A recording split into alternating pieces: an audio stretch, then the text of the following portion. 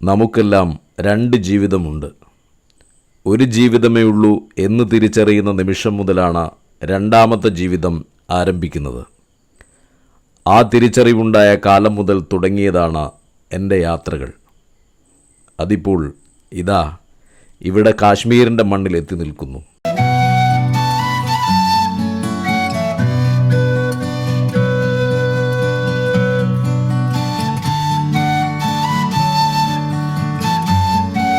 ഭൂമിയിലെ സ്വർഗം എന്നറിയപ്പെടുന്ന കാശ്മീർ, ഹിമാലയത്തിൻ്റെ മടിത്തട്ടിൽ മനോഹരമായ തടാകങ്ങളും മഞ്ഞുമൂടിയ പർവ്വതങ്ങളും പച്ചപുതച്ചു കിടക്കുന്ന താഴ്വാരങ്ങളും നിറഞ്ഞ നാട്.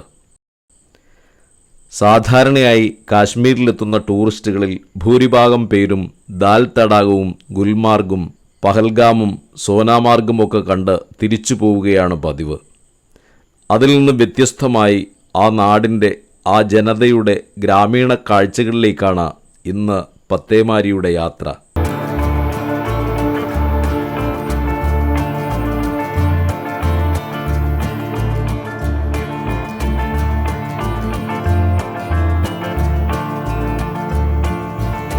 ശ്രീനഗറിൽ നിന്ന് ട്രെയിനിൽ ബനിഹാളിലേക്കാണ് ഇപ്പോൾ എൻ്റെ യാത്ര.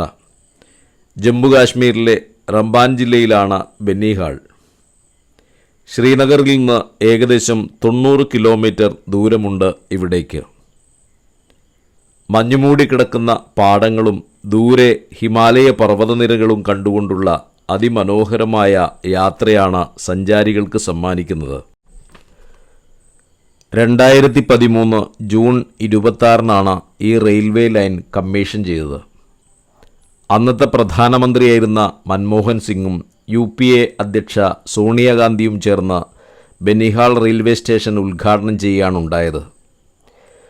ബനിഹാൾ ഹയർ സെക്കൻഡറി സ്കൂളിലെ 100ഓളം കുട്ടികളോടൊപ്പം 18 കിലോമീറ്റർ അകലെയുള്ള കാസികുണ്ടിലേക്ക് പാസഞ്ചർ ട്രെയിനിൽ അവർ യാത്ര ചെയ്തത് അന്ന് ദേശീയ മാധ്യമങ്ങളടക്കം റിപ്പോർട്ട് ചെയ്ത വലിയൊരു വാർത്തയായിരുന്നു.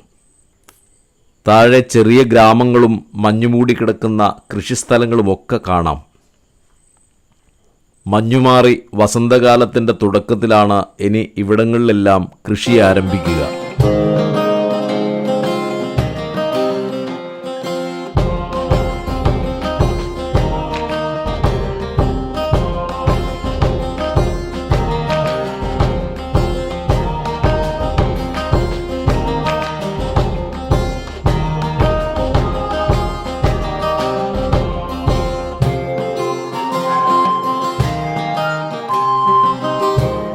ആ കാണുന്നതാണ് ബനിഹാൾ റെയിൽവേ സ്റ്റേഷൻ. ഒരു പാസഞ്ചർ വണ്ടി ശ്രീനഗറിലേക്ക് പോകാനായി കാത്തു നിൽക്കുന്നുണ്ട്. റെയിൽവേ സ്റ്റേഷനും പരിസരവുമൊക്കെ മഞ്ഞിൽ മൂടിക്കിടക്കുകയാണ്. മഞ്ഞുമൂടിക്കിടക്കുന്ന വലിയ പർവ്വതങ്ങളും അവയ്ക്കു താഴെയായി കാണുന്ന ചെറിയ ഗ്രാമങ്ങളുമൊക്കെയായി മനോഹരമായ കാഴ്ചയാണ് റെയിൽവേ സ്റ്റേഷനിൽ നിന്ന് നമ്മളെ വരവേൽക്കുന്നത്. ഏതൊരു സഞ്ചാരിയെയും മോഹിപ്പിക്കുന്നതോ ഭ്രമിപ്പിക്കുന്നതോ ആയ കാഴ്ചകളാണ് ഓരോ നിമിഷവും കാശ്മീർ നമുക്ക് സമ്മാനിച്ചുകൊണ്ടിരിക്കുക. ഇതാണ് റെയിൽവേ സ്റ്റേഷൻ്റെ മുൻഭാഗം. താഴെ 100 കണക്കിന് ടാക്സിക്കാർ സഞ്ചാരികളെയും കാത്തു നിൽക്കുന്നുണ്ട്.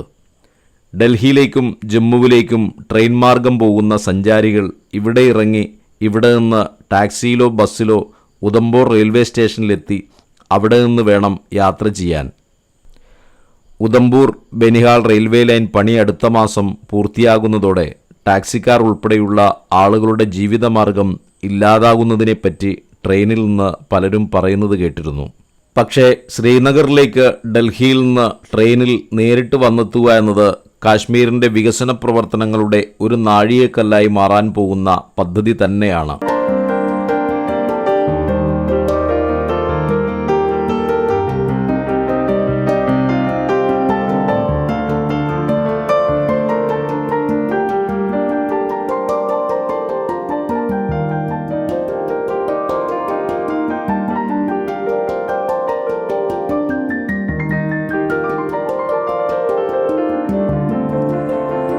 റെയിൽവേ സ്റ്റേഷൻ്റെ ഏകദേശം 2 കിലോമീറ്റർ ദൂരെയാണ് ബനിഹാൾ ടൗൺ. ദൂരെ കാണുന്ന ആ പർവ്വതങ്ങൾക്ക് മുകളിലുള്ള ഏതെങ്കിലും ഒരു കൊച്ചു ഗ്രാമത്തിലേക്ക് പോകണം എന്ന ആഗ്രഹത്തോടെയാണ് ഞാനിവിടെ വന്നു ചേർന്നത്. കാശ്മീരിലെ കുട്ടി സഞ്ചാരികളാണ്. പരിചയപ്പെട്ടു, ഫോട്ടോ എടുത്തു. പിരിയുമ്പോഴാണ് അവർ പറഞ്ഞത്, ബനിഹാളിൻ്റെ പ്രാന്തപ്രദേശങ്ങൾ ഒന്നും തന്നെ അറിയപ്പെടുന്ന ടൂറിസ്റ്റ് കേന്ദ്രങ്ങൾ ഒന്നും തന്നെയില്ല എന്ന്.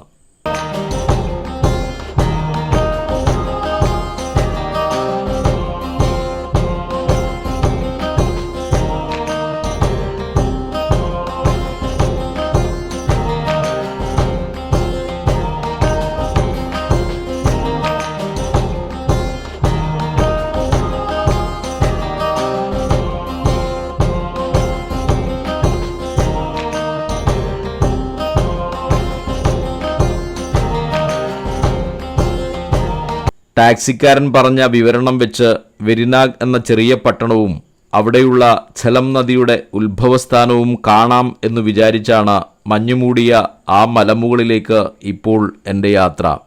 പോകുന്ന വഴിയിൽ നാഷണൽ ഹൈവേയുടെ ഓരം പറ്റി ഒരു ചെറിയ അരുവി ഒഴുകുന്നുണ്ട്. അവിടെ അല്പസമയം വിശ്രമിച്ചു. ഇലകൾ കൊഴിഞ്ഞ് തണ്ടുമാത്രമായി നിൽക്കുന്ന മരങ്ങൾ. വസന്തകാലം തുടങ്ങുന്നതോടെ ഇവയൊക്കെ പച്ചപ്പണിഞ്ഞ് പൂത്തു കാച്ചു നിൽക്കുന്ന മനോഹര കാഴ്ചയായിരിക്കും കാശ്മീരിലെവിടെയും.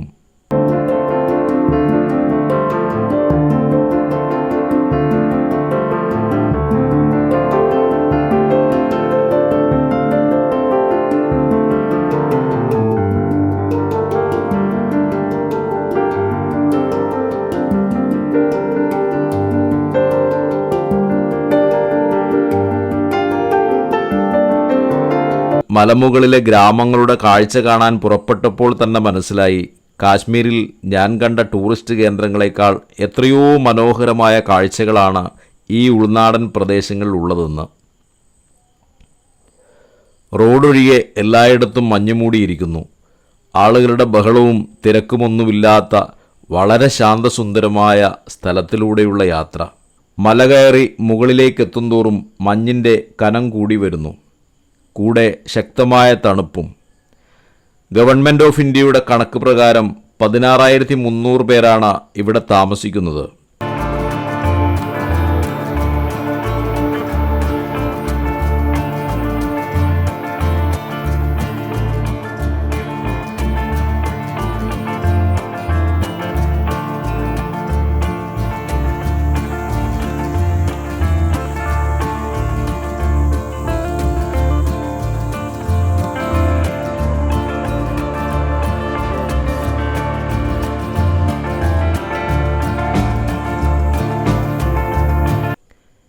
ഈ റോഡ് കടന്നു പോകുന്നത് പ്രശസ്തമായ ജവഹർ ടണലിലൂടെയാണ്. 1954 ഈ ടണൽ റോഡ് നിർമ്മിച്ചത്. 2194 മീറ്റർ ഉയരത്തിലുള്ള ഈ റോഡായിരുന്നു ബനിഹാളിൽ നിന്ന് ശ്രീനഗറിലേക്കുള്ള പ്രധാന പാത. ശൈത്യകാലത്ത് ശക്തമായ മഞ്ഞുവീഴ്ച ഉണ്ടാകുമ്പോൾ സ്ഥിരമായി വാഹന ഗതാഗതം തടസ്സപ്പെട്ടിരുന്നതിനാൽ ഇതിനേക്കാൾ 400 മീറ്റർ താഴെയായി 2019 പുതിയ ടണൽ നിർമ്മിക്കുകയും അത് 2021 ഗതാഗതത്തിനായി തുറന്നുകൊടുക്കുകയും ചെയ്തു. അതിനുശേഷം ഈ പാതയിലൂടെയുള്ള യാത്ര തീർത്തും ഇല്ലാതാവുകയും ഇത് ഗ്രാമങ്ങളിലേക്കുള്ള ഊടുവഴി മാത്രമായി തീരുകയും ചെയ്തു.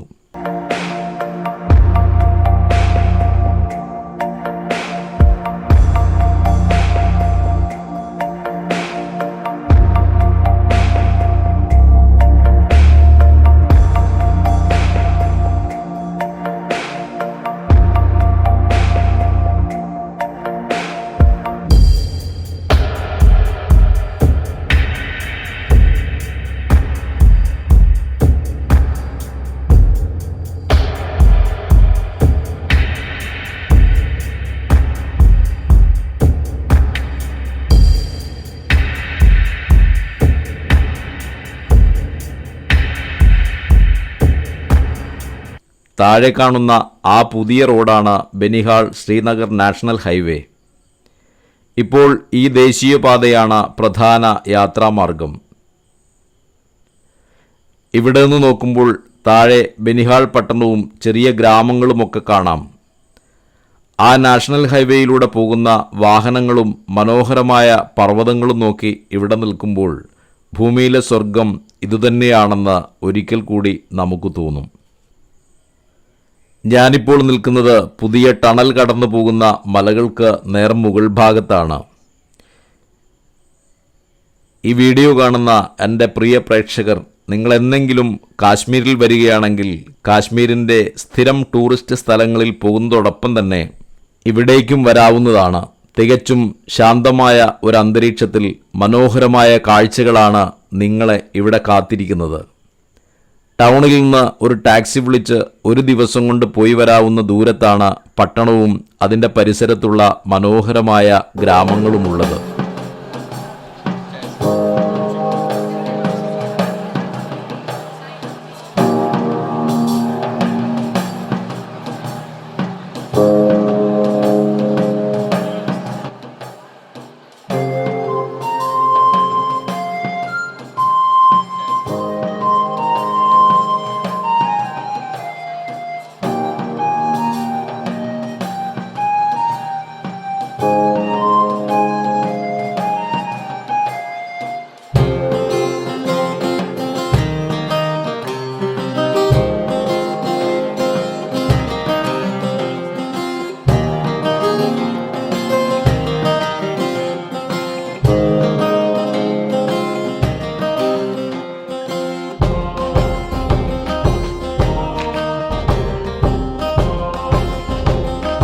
ജവഹർ ടണൽ തുടങ്ങുന്നതിന് തൊട്ടു മുമ്പുള്ള പ്രദേശമാണിത്.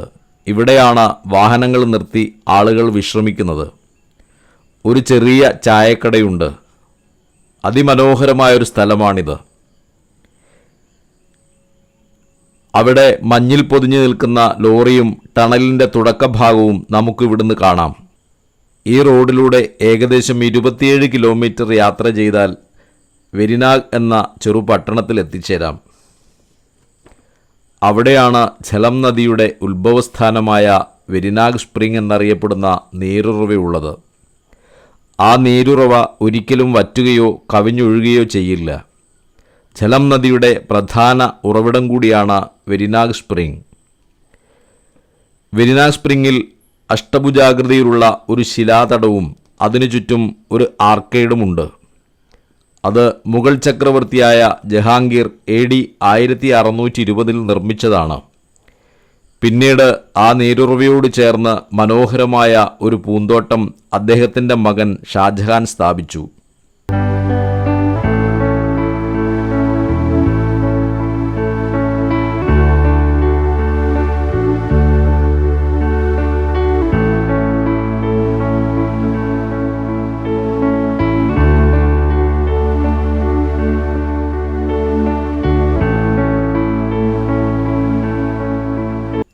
ഒരു ചായ കഴിച്ച് യാത്ര തുടരാം എന്ന് തീരുമാനിച്ച് കടയിലേക്ക് ചെന്നു. ചായക്കടക്കാരനോടും അവിടെ കണ്ട കാശ്മീരിയോടും ചോദിച്ചപ്പോഴാണ് ഇന്നലെയുണ്ടായ ശക്തമായ മഞ്ഞുവീഴ്ചയിൽ വെരിനാഗിലേക്കുള്ള റോഡ് പൂർണ്ണമായും അടച്ചിരിക്കുകയാണെന്നറിയാൻ കഴിഞ്ഞത്. ഇവിടെ നമ്മളെ ആകർഷിക്കുന്ന പ്രധാന ഘടകം ഇവിടെ സഞ്ചാരികളായി ആരുമില്ല എന്നതാണ്. നമുക്കിഷ്ടം പോലെ സ്വസ്ഥമായി ഇവിടെ ചുറ്റിക്കറങ്ങി കാഴ്ചകൾ ആസ്വദിക്കാം.